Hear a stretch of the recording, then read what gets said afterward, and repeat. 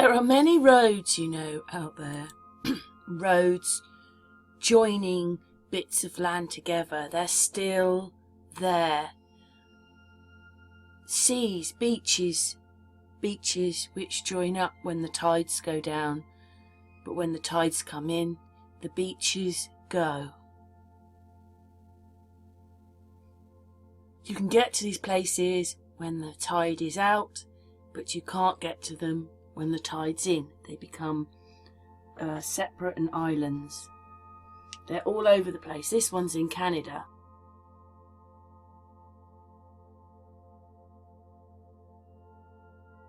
They even made temples. This was made about 150 years ago. They made it too close to the sea, and now the sea goes in it when the tide is in. This is the one in France, Mont Saint Michel, I think. But they had some very bad tides, which meant you couldn't get to the island for days. Mont Saint Michel. Look, there's another beach. This one, right? This one only appears for a few days a year. But when it does, all the people walk along the sand beach.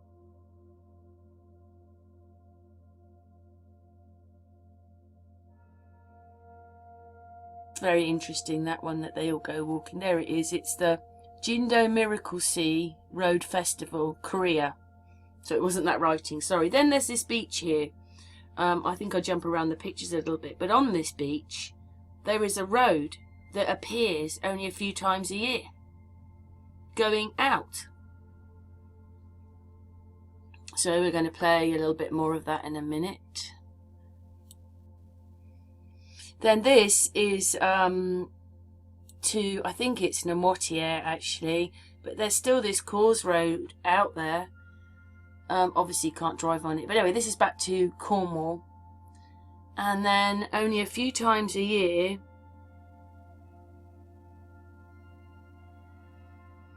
this road appears. Anyway, this is the track down to the beach with, I'll show it in just a minute, but there are roads not used anymore, hidden roads that appear. There it is, it's the one at the bottom. This bit of this road appears.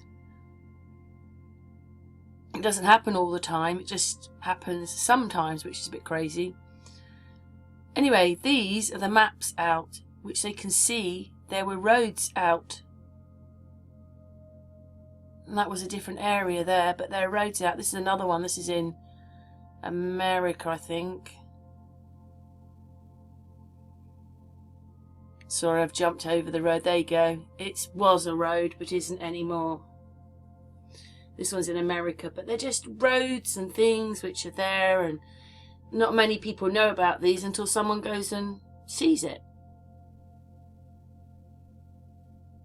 Another one in America, abandoned. But even though the roads are abandoned, one guy was driving and he noticed they were doing work on the side of it, you know, workmen. So maybe, you know, they're abandoned, but the military used them or something. Do you see what I mean? I bet you they're being used for other things. But anyway, we won't know that, will we, unless you live on that road. Anyway, that one's taking ages to move on. There's another one there. The 166. But again, this guy went and took it out and saw the road. Sorry, we're back to Cornwall now. They jumped over a little bit when I was putting them on. But there are buildings there where this road is, roughly. And there it is. I'm going to stop the video a moment. So there you are. This bit of road appears going out. So, yeah, very interesting.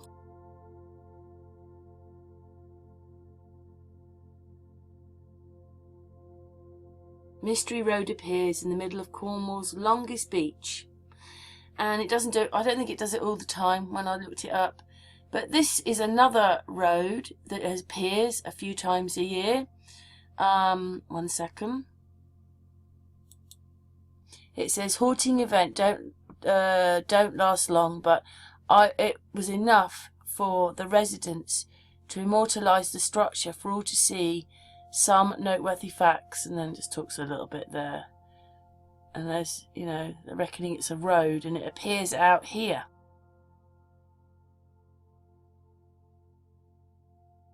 And this is another road where it's got different water either side of the road.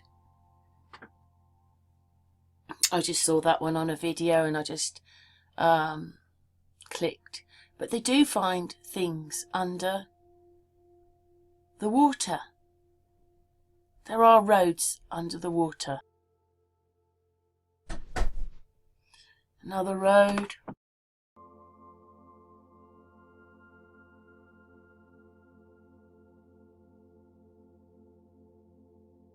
Another road. Roads which aren't used anymore, but they're there. People do go looking for them, which is great. But they can find things, you know, underwater. You know, they can see them on the maps. Anyway, I thought that was funny.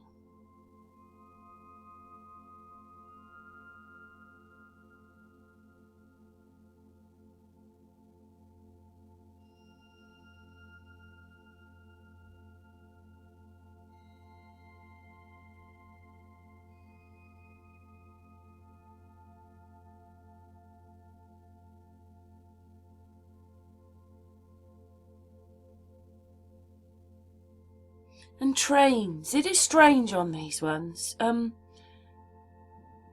These trains, that one does, the shiny one, but a lot of the trains don't have windows on them. It's like they were, like these ones, they don't have windows, as if they were all electric.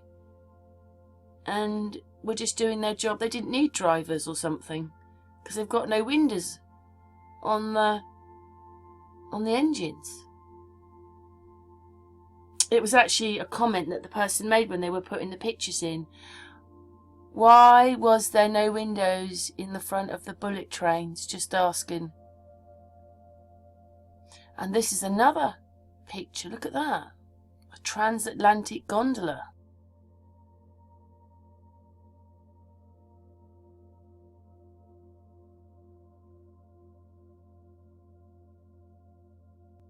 All this history we don't really understand. Was it all real?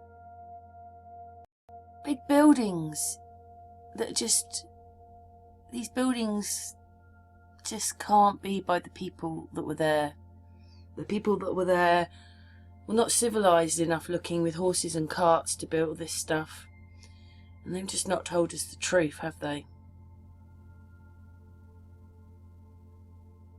That's in water, but the tide's out.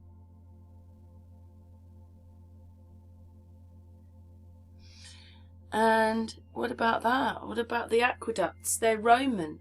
That means that they're thousands of years old, and they've lasted to today. Look at that. Look at that. What is this down here? Let's go back to that. What is this? It looks like some church and buildings. That's a castle, but what? We'll get back to it. Sorry, it's coming. What is this?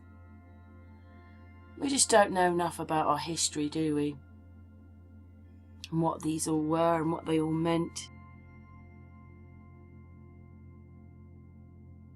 Do we? Okay, you guys remember how I showed you the maps that were here on Earth before 1958, before the governments took them out? And I'm going to show you the Encyclopedia Britannicas in the public libraries before 1958. Here's volume 2 out of the alphabet A. And we're going to flip to the Antarctica, and this is from 1958, as you can see. Now, we're going to flip to the Antarctica and see what the Encyclopedia Britannica from 1958, before the Antarctic Treaty, says is there.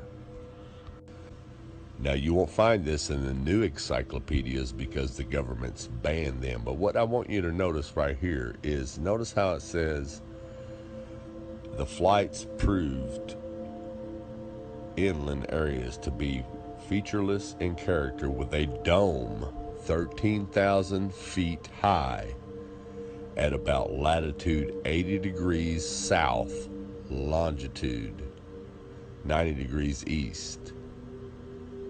Take a really close look at that. Now I'm going to zoom it in for you. When they returned to New Zealand, these flights proved the inland areas to be features of the character with a dome 13,000 feet high at about latitude 80 degrees south, longitude 90 degrees east. Now, if this doesn't make sense to you, let me show you with an image of what a flat earth map would look like. Now, this is what a latitude 80 degrees south would look like on a flat earth map. As you can see, the dome comes down closer to you over the wall, which will be about 13,000 feet. Now, if you go back out into the center of the earth, or up the North Pole, and try to go up to the firmament with a little bit of calculation, it's going to show that it's about 385,500 feet away. It's really simple, folks. Now, if you're not familiar with any of this at all, and you're just now new to all this, you can say, well, this guy is crazy. He doesn't know what he's talking about. But what you got to ask yourself is, why do all the maps before 1958 show a flat earth with the ice wall around it and a firmament, a dome? And why does the encyclopedia tell you that there's a dome there, and it gives you the exact height at a certain latitude and longitude? Well, the reason is because in 1958, that's when all governments and all nations of the world signed the UN treaty to ban all civilians from going to the Antarctica, and NASA came in and erased everything, just like they're erasing everything today. So again, ask yourself, if all this existed before 1958, why doesn't it exist now? How come it all of a sudden was erased and just disappeared out of your history books, out of your encyclopedias, out of your libraries? Wake up, people. Wake up.